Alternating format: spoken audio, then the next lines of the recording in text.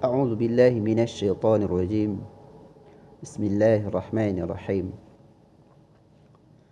الحمد لله رب العالمين حمدا شاكرين حمدا نعيمين حمدا يوافي نعمه ويكافئ مزيده يا ربنا لك الحمد ولا شكر كما ينبغي جلال الكريم وجهك وعظيم سلطانك أشهد لا إله إلا الله وحده لا شريك له وأشهد أن ونبينا محمد عبده ورسوله لا نبي بعده أما بعد. Muslimin dimanapun anda berada pagi hari ini, mari kita kembali mengaji Al-Quran, yaitu untuk mentadaburi isi kandungan Al-Quran itu sebagai wahyu Allah yang telah Allah berikan kepada kita melalui baginda Nabi Muhammad Rasulullah sallallahu alaihi wasallam. Al-Quran adalah pedoman untuk menuju akhirat. Dunia ini adalah tempatnya untuk memperbanyak amal ibadah, persiapan kita nanti di akhirat. Maka untuk itu Al-Quran sebagai hudan bagi kita, petunjuk. Maka kita perlu tahu untuk mempelajari, mendalami serta mengamalkan Al-Quran tersebut. Dan yang terakhir juga adalah untuk mendakwahkannya, untuk sampai kepada orang-orang yang tidak paham dan tidak mengerti tentang isi Al-Quran tersebut. Ya. Untuk hari ini sebagai kultum kita itu adalah berkaitan dengan tentang kehidupan manusia, yaitu adalah berumah tangga. Di dalam sebuah rumah tangga itu ada namanya hukum nikah. Dan setelah pernikahan itu nanti akan menghidupi kehidupan rumah tangga itu sesuai dengan aturan sunnah Nabi Muhammad Rasulullah SAW. Nah, lalu di antara mereka itu ada yang tidak bisa melakukan suatu rumah tangga yang sakinah, mawaddah, warahmah. Sehingga di sebuah rumah tangga itu terjadilah percecokan di antara mereka, timbullah pertengkaran di antara mereka. Maka dalam hal ini juga diatur oleh agama kita, agama Islam ini dengan sempurna. Maka dalam hal ini agama Islam mengatur sebagaimana Allah telah mewahyukan dalam surat Al-Baqarah ayat 229 yang mana berbunyi a'udzubillahi minasyaitonirrajim bismillahirrahmanirrahim at-talaqu marratani fa imsakum bima'rufin أو تصريح بإحسان ولا يحل لكم أن تأخذوا مما آتيتموهن شيئا إلا أن يخافا ألا يقيم حدود الله فإن خفتم ألا يقيم حدود الله فلا جناح عليهما فيما افتدت به تلك حدود الله فلا تعتدوها ومن يتعد حدود الله فأولئك هم الظالمون. Talak yang dapat dirujuk itu 2 kali.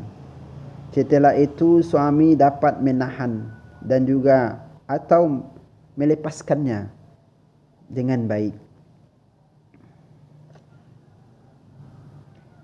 Tidak ada hak bagi kamu mengambil kembali sesuatu yang telah kamu berikan kepada mereka, kecuali keduanya suami istri itu khawatir tidak mampu untuk menjalankan hukum-hukum Allah.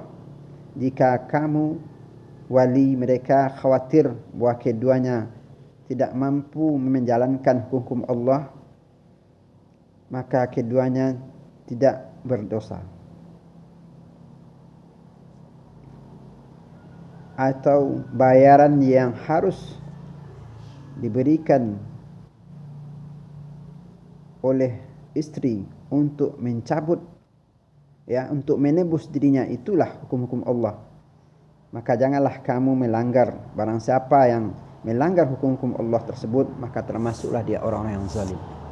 Nah, tadi ada pernikahan, lalu dibentuklah sebuah rumah tangga yang sakinah, mawaddah, warahmah. Nah, dalam hal itu tidak semua orang bisa mempertahankan itu, karena dia akan selalu diganggu oleh yang namanya syaitan. Dia akan menawarkan, mengganggu, menggoda manusia sehingga ada di antara manusia itu yang hancur dan retak rumah tangga mereka. Maka dalam hal ini agama kita mengatur sesuai syariat yang Allah turunkan kepada baginda Nabi Muhammad SAW dan disampaikan kepada umatnya untuk diamalkan, yaitu adalah talak. Talak adalah salah satu bila terjadi suatu pertengkaran yang tidak bisa diselesaikan secara hukum atau secara damai, ya. Karena ini adalah titik terakhir seseorang atau seorang suami kepada istrinya untuk berhati-hati setelah ada negosiasi dalam rumah tangga tersebut. Maka tidak ada lagi kata pilihan, maka bagi dia boleh diucapkan kata talak. Dan talak itu yang dibolehkan hanya sampai 1, 2. Sedangkan kalau sudah melakukan sampai talak 3, maka itu tidak halal lagi istri yang telah ditalaknya tadi oleh suami tersebut. Nah, ini jarang sekali orang bahasnya, pembahasan ini. Maka itu adalah hukum talak itu adalah hukum bagi suami. Tidak berhak istri untuk mentalak suaminya. Lalu apa bentuk kata-kata talak itu yang harus kita keluarkan? Sebagai bentuk kita tidak suka lagi kepada pasangan hidup kita. Contohnya bisa jadi, hari ini aku talak engkau dan aku kembalikan engkau kepada orang tuamu. Itu termasuk talak. Dan juga bisa kata-kata seperti ini, aku telah bosan melihatmu, aku tidak suka lagi dengan kamu, pergilah engkau ke rumah orang tua. Itu juga bagian dari talak, ya. Atau mungkin dengan kata-kata menyumpah, ya, mulai hari ini aku talak engkau dengan talak sekian. Itu termasuk kata-kata talak. Walaupun dengan ucapan demikian, maka itu termasuk kepada talak. Nah, lalu setelah itu seorang suami dia akan turun dari rumah, meninggalkan istrinya, keluarganya, ya. Itu adanya masa tunggu. Masa tunggu itu adalah lebih kurang 3 kali quru.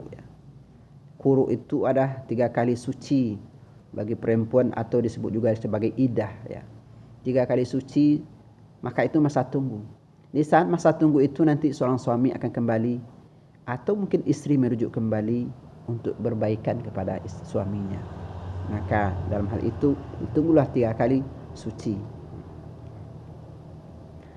Nah, maka ketika masa-masa iddah itu, seorang suami ataupun istri merujuk kembali untuk menjaga hubung kembali mereka yang retak atau mungkin terjadi perselisihan di sebuah rumah tangga tersebut. Maka dalam hal ini Al-Quran telah menjelaskan, ya, di saat masa iddah itu seorang suami juga wajib bertanggung jawab terhadap keluarganya untuk memberikan nafkah, ya, memberikan kebutuhan kehidupan mereka. Karena itu adalah merasa tanggung jawab dia sebagai suami, karena belum masuk kepada status perceraian. Nah, di masa iddah itu, apapun kebutuhan keluarganya, apakah itu istrinya ataupun anak-anaknya, semuanya masih kewajiban seorang suami walaupun dia dalam masa iddah. Dan juga dalam ayat tadi dikatakan, setelah dia menjatuhkan talak itu, talak yang kedua, boleh dia merujuk kembali dan boleh melepaskannya dengan baik. Dan apa yang telah diberikan kepada istrinya, keluarganya itu tidak berhak lagi untuk diambil oleh seorang suami tadi. Itulah hukum-hukum Allah, ketetapan dari Allah SWT. Nah, lalu batasan talak itu juga dijelaskan dalam ayat tadi 229 tersebut, ya, bahwa yang wajib untuk dirujuk kembali itu adalah talak hanya sampai 2. Tetapi apabila telah menjatuh talak 3, maka itu telah haram seorang suami untuk kembali lagi kepada istrinya. Karena talak itu yang diridhoi oleh Allah SWT adalah 3 kali, dan setiap talak itu ada masa iddah, yaitu 3 kali quru, 3 kali suci haid bagi perempuan. Maka masa tunggu itu dia boleh untuk merujuk kembali. Nah, Ini persoalan yang kadang muncul di tengah-tengah masyarakat. Mereka tidak tahu tentang hukum-hukum itu. Dengan ucapan gampang sekali mengucapkan kata-kata tolak.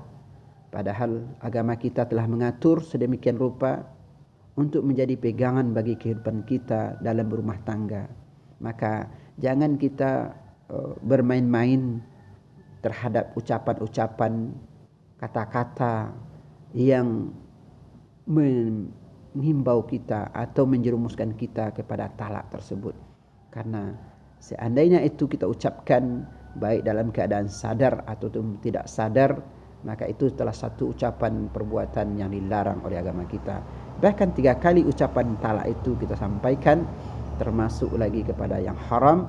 Maka itu istri yang kita talak itu dia wajib mempunyai suami terlebih dahulu. Kita lepaskan, kita ceraikan, lalu dia mempunyai suami. Seandainya kita ingin kembali berjodoh lagi kembali dengan dia, baru dia menjadi halal bagi kita. Maka itu hati-hatilah kita terhadap ucapan. Di dalam rumah tangga terjadi pertengkaran, perselisihan, maka kata-kata talak itu adalah suatu kata-kata yang terakhir yang tidak ada lagi penyelesaian sebelumnya. Semoga kultum yang sederhana ini bisa menjadi perbandingan ilmu untuk mengamalkan bagi kita dalam kehidupan ini. Karena semuanya diatur dalam agama kita supaya kita bisa menjaga nilai-nilai agama tersebut dan kita amalkan di dalam kehidupan kita sehari-hari. Demikian saja, semoga bermanfaat bagi kita semuanya. Subhanakallahumma wa bihamdika asyhadu an la ilaha anta astaghfiruka wa atubu ilaik. Wassalamualaikum warahmatullahi wabarakatuh.